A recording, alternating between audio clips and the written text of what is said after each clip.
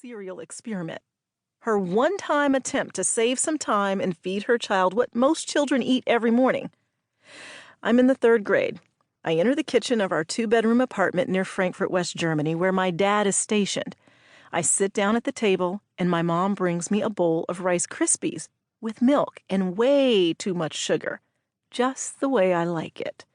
I love Rice Krispies. I eat them after school every day as a snack.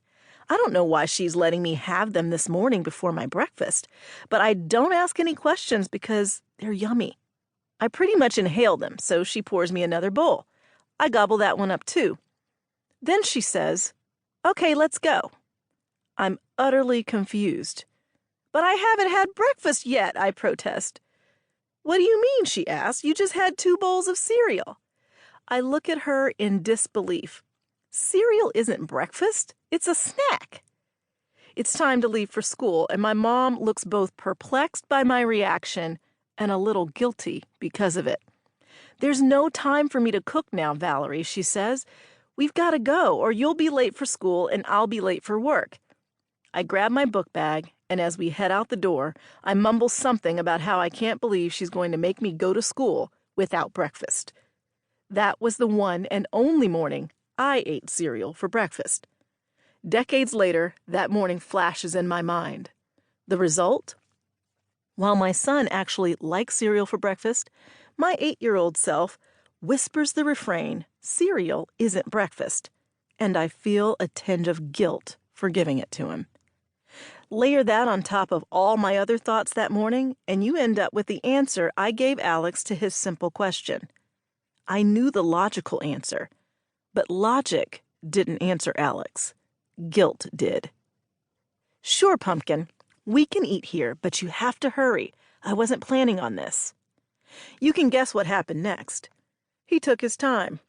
I tried to speed him along, but by the time we left the house, I knew it would take a near miracle to get to the bus stop on time.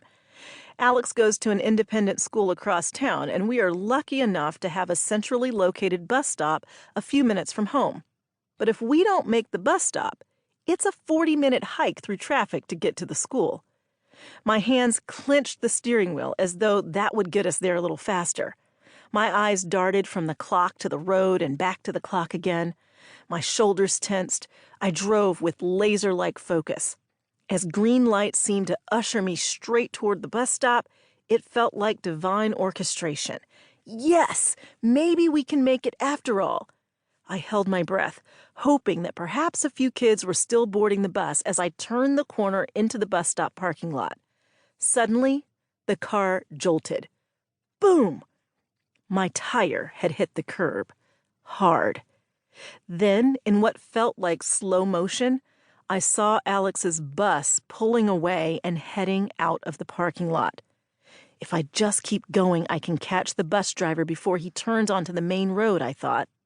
I steered back onto the street and kept driving toward the bus, hoping to catch the driver's attention. But I could tell at least one of my tires was flat. My SUV was leaning to one side, and I could hear the punctured rubber flopping against the asphalt with every rotation of the wheel. "Mommy, I think we should slow down," Alex advised from the back. We had no choice, actually. We hobbled toward the bus at about 10 miles an hour. Thank God the bus driver saw us and stopped. The bus's red stop sign opened up as I jumped out of the car and ran around to the opposite side to help Alex and rush him onto the bus. He made it. I turned into the parking space and sat in frazzled silence.